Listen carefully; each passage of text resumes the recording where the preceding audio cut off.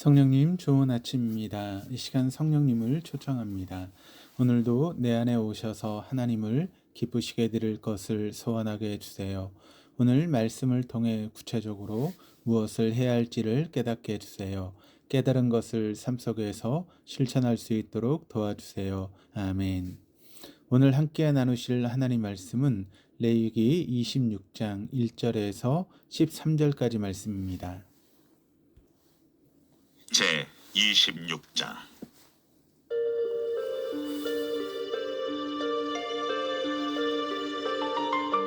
너희는 자기를 위하여 우상을 만들지 말지니 조각한 것이나 주상을 세우지 말며 너희 땅에 조각한 석상을 세우고 그에게 경배하지 말라. 나는 너희 하나님 여호와임이니라. 너희는 내 안식일을 지키며 내 성수를 경외하라. 나는 여호와이니라.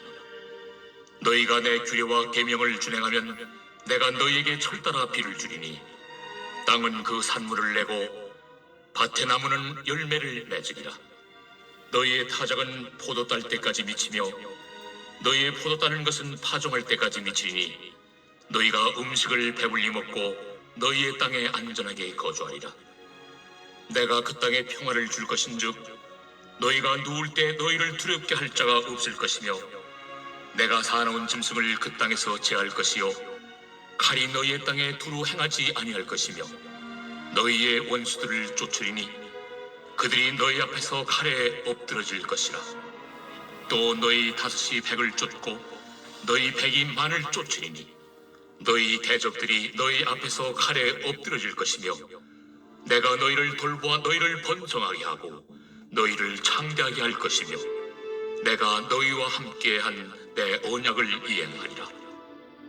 너희는 오래 두었던 묵은 곡식을 먹다가 새 곡식으로 말미암아 묵은 곡식을 치우게 될 것이며 내가 내 성막을 너희 중에 세우리니 내 마음이 너희를 싫어하지 아니할 것이며 나는 너희 중에 행하여 너희의 하나님이 되고 너희는 내 백성이 될 것이니라. 나는 너희를 애굽 땅에서 인도해내어 그들에게 종된 것을 면하게 한 너희의 하나님 여호와이니라. 내가 너희의 멍에 빗장을 부수고 너희를 바로 서서 걷게 하였느니라. 레위기 26장은 레위기 전체를 마감하는 결론적인 성격을 지닌 장으로서 율법에 대한 순종 여부에 따른 복과 저주를 선포하고 또 범죄한 자의 회개에 따른 복에 대한 약속 등을 다루고 있습니다. 그중 오늘 본문은 세 가지 기본 율법의 유학과 율법의 순종에 따른 복을 약속하고 선포하고 있습니다. 1절입니다. 너희는 자기를 위하여 우상을 만들지 말지니 조각한 것이나 주상을 세우지 말며 너희 땅에 조각한 석상을 세우고 그에게 경배하지 말라. 나는 너희의 하나님 여호와임이니라. 1절, 2절을 보면 하나님께서 이스라엘 자손들을 향해 갖는 관심이 잘 드러나 있습니다. 그것은 두 가지 형태의 명령문으로 나타나 있습니다. 첫째는 하지 말라라는 것이었고 둘째는 하라라고 하는 것이었습니다. 이 두 가지 형태의 명령을 통해서 하나님께서는 당신의 백성들에게 그들이 할 일과 하지 말아야 될 일에 대해서 말씀하셨습니다. 1절에 자기를 위하여라고 하는 말은 하나님을 섬기는 일 그 자체가 목적이 되어야 함에도 불구하고 거짓 종교는 인간의 필요에 의한 인간 중심의 종교라고 하는 특징을 보여주고 있습니다. 만들다라고 하는 뜻의 히브리어 단어는 하나님께서 인간을 창조하셨다라고 표현할 때 사용된 단어인데 이는 우상을 만드는 인간의 행위가 창조주 하나님을 무시하는 어리석은 행동임을 역설적으로 보여주고 있습니다. 본문의 원어가 내포하고 있는 이러한 의미들에서 확인할 수 있듯이 인간이 자기를 위하여 만들어낸 것은 헛되고 허무하며 쓸데없는 것이 될 수밖에 없습니다. 자기들이 섬기는 대상을 자기들의 손으로 만들어낸다라고 하는 것은 분명한 모순일 뿐만 아니라 가장 어리석은 행동입니다. 왜냐하면 인간들은 자기의 부족을 채워줄 대상을 자기의 외적인 것에서 찾기 위해서 신을 만들어내는데 결국 부족한 인간이 만들어낸 신은 그들의 부족한 모습 안에서 나올 것일 뿐이기 때문입니다. 2절입니다. 너희는 내 안식을 지키며 내 성소를 경외하라. 나는 여호와이니라. 2절은 인간이 하나님께 드려야 될 시간과 공간에 대해 설명을 하고 있습니다. 1절에서 이스라엘이 섬겨야 될 대상이 오직 한 분 하나님밖에 없음을 분명히 했다면 2절은 하나님을 섬기기 위하여 구별된 날인 안식일을 거룩하게 지킬 것과 또 하나님을 섬기는 장소로 특별히 구별된 성소를 존귀하게 여길 것을 강조하고 있습니다. 지키며로 번역된 히브리어는 안식일의 규례를 인정하고 적극적으로 준행한다라고 하는 능동적인 행동과 더불어 외부로부터 들어오는 부정한 요소로부터 안식일을 방비한다라고 하는 수동적인 행동을 동시에 내포하고 있는 단어입니다. 또한 성소를 경외하라라고 번역된 히브리어는 두려워하다라고 하는 뜻을 나타냅니다. 그러나 본문은 공포심을 가지라라고 하는 의미가 아니라 언제나 자기 멋대로 살아가려고 하는 인간의 방자함과 패역함을 버리라고 하는 의미를 표현한 것으로 해석함이 더 원뜻에 가깝습니다. 두려워해야 될 하나님을 두려워하지 않고 오히려 세상을 두려워하여 자기의 모든 것을 세상에 내어주는 것이야말로 인간의 죄성을 보여주는 단편적인 증거입니다. 안식일의 규례와 본문의 성소의 규례를 지키는 것은 결국 여호와의 주인 되심을 알고 또 인정하는 삶에 예배했던 것입니다. 이스라엘의 역사를 볼 때 타락과 부패는 바로 이 두 규례가 철저히 지키지 않는 거기서부터 시작된 경우가 많았습니다. 하나님을 섬기는 기본적인 시간과 장소를 규정한 이 두 규례는 모든 율법을 둘러싸고 있는 담장과도 같았던 것입니다. 3절입니다. 너희가 내 규례와 계명을 준행하면 3절부터 13절까지는 율법을 지키는 데에 따르는 하나님께서 베풀어 주시는 복에 관해서 설명합니다. 이처럼 보통 율법에 관한 기술을 마친 후에는 일련의 복과 저주가 바로 이어 나열되는 것이 성경의 일정한 패턴입니다. 이는 하나님 말씀에 대한 순종이나 불순종이 우리 인생의 성공과 실패를 좌우하는 핵심임을 보여주는 단적인 증거입니다. 3절에서 표현된 준행하면이라고 하는 단어는 한글 성경에는 한 단어로 번역되었지만 원어 성경에서는 세 개의 동사가 나옵니다. 걷다, 지키다, 행하다. 이 세 단어가 원어 성경의 3절에 등장합니다. 원어의 의미를 충실하게 반영하여 번역해보면 이와 같습니다. 만약 너희들이 나의 규례 안에서 걷고 나의 명령을 지키고 그것들을 행하면이라고 해석할 수 있습니다. 결국 모든 복과 은혜가 말씀에 대한 준수에서 나오고 그 말씀 준수가 하나님에 대한 진실한 사랑을 입증한다는 것을 본절은 표현하고 있는 것입니다. 4절 5절입니다. 내가 너에게 철따라 비를 주리니 땅은 그 산물을 내고 밭의 나무는 열매를 맺으리라. 너의 타작은 포도 딸 때까지 미치며 너희 포도 따는 것은 파종할 때까지 미치리니 너희가 음식을 배부리 먹고 너희 땅에 안전하게 거주하리라. 비에 대한 약속이 복의 목록에서 제일 처음 등장한 것은 비가 이스라엘 자손들이 하나님으로부터 약속받은 땅에서 얼마나 윤택하게 살게 될지와 가장 밀접한 관련이 있기 때문입니다. 즉 땅은 제때 내리는 비와 어우러질 때만 그 비옥함을 유지할 수 있습니다.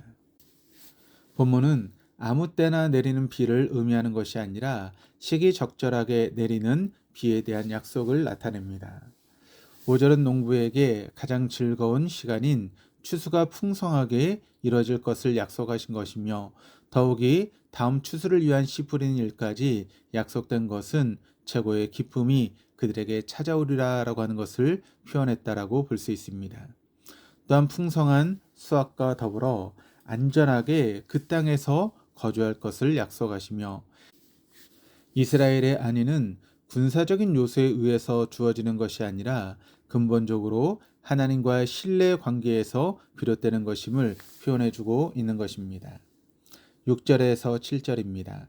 내가 그 땅에 평화를 줄 것인즉 너희가 누울 때 너희를 두렵게 할 자가 없을 것이며 내가 사나운 짐승을 그 땅에서 제할 것이요 칼이 너희 땅에 두루 행하지 아니할 것이며 너희 원수들을 쫓으리니 그들이 너희 앞에서 칼에 엎드러질 것이라.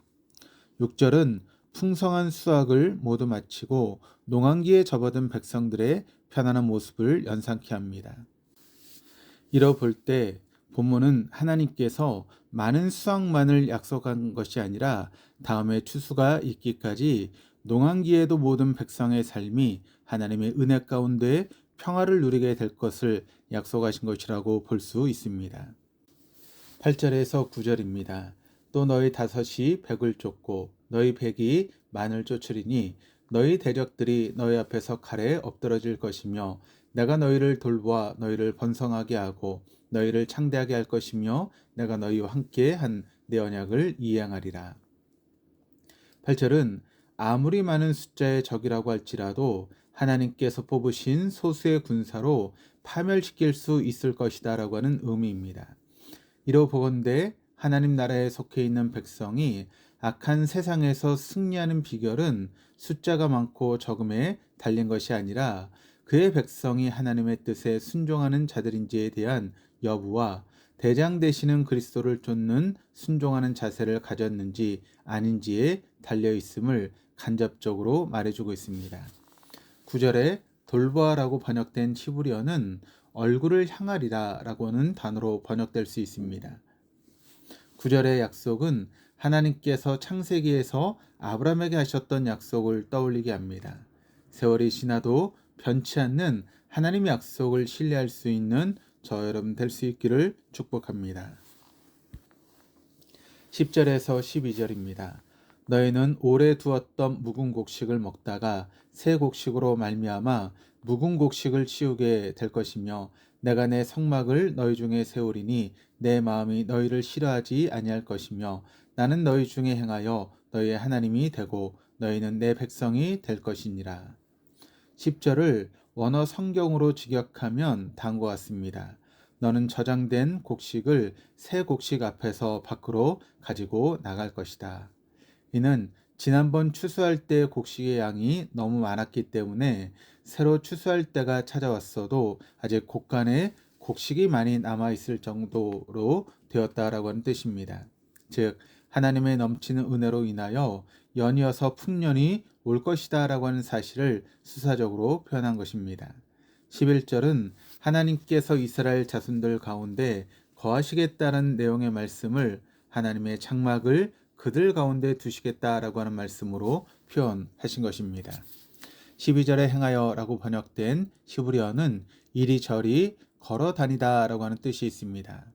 이 표현의 강조점은 하나님께서 모든 이스라엘 자손들이 있는 곳으로 직접 다니시면서 그들을 돌보시고 지켜보시고 복주시겠다라고 하는 것을 나타냅니다. 13절입니다. 나는 너희를 애굽 땅에서 인도해 내어 그들에게 종된 것을 면하게 한 너희 하나님 여호와이니라. 내가 너희의 멍에에 빗장을 비수고 너희를 바로 서서 걷게 하였느니라. 멍에는 1차적으로는 과거 애굽에서의 노예 생활을 가리키지만 현재와 미래에 그들이 하나님의 말씀을 어김으로 지게 될 죄악의 멍에도 가리킵니다. 결국 멍에의 진정한 의미는 그들이 스스로 해결할 수 없는 죄의 문제인 것입니다. 하나님께서 레위기의 규례를 이토록 상세하게 모세를 통해 세워주신 것은 애굽 안에서 노예의 멍에보다 더 무서운 바로 그 죄악의 멍에를 이스라엘의 어깨에서 내려 깨뜨려 버리고자 하셨기 때문입니다. 바로 서서 걷게 하셨느니라 라고 하는 표현은 노예 생활로 인해 굽어있던 허리를 치료해 주신 하나님의 손길과 그들이 당한 지옥을 씻으시고 명예를 회복시키시고 존엄성을 갖게 하신 하나님의 은혜를 표현한 것입니다. 오늘 본문은 하나님과 우리와의 관계에서 온전한 교제를 나누며 하나님의 풍성한 복을 받는 방법은 순종뿐임을 강조하고 있습니다. 환경과 처지와 조건이 어떠하든지 간에 주님의 말씀에 순종하는 자들은 주님 앞에 존귀한 자로 부름을 받고 복을 받는다라고 하는 것이 오늘 본문이 전해주고 있는 핵심입니다. 기도하시겠습니다. 하나님 아버지 감사합니다. 다 지키지 못해 탄식하고 애통하는 저희에게 예수 그리스도의 보혈로 인한 공로를 값없이 주셔서 복을 기대하며 갈망하며 살아감에 한없는 감사를 드립니다. 때로는 주님의 공로에만 기대어 아무것도 하고 싶지 않아 나태함에 빠질 때도 있었고, 때로는 은혜를 받고 누린 부분들이 내 것처럼 느껴져 공로로 여기며 교만함에 빠질 때도 있었음을 진실이 주님 앞에 내어놓습니다. 주님, 부족한 죄인이 그리스도의 공로를 주님의 뜻에 맞게 온전히 누리며 감사하며 살도록 지혜와 은혜를 허락해 주시옵소서. 감사드리며 예수 그리스도 이름으로 기도드립니다. 아멘.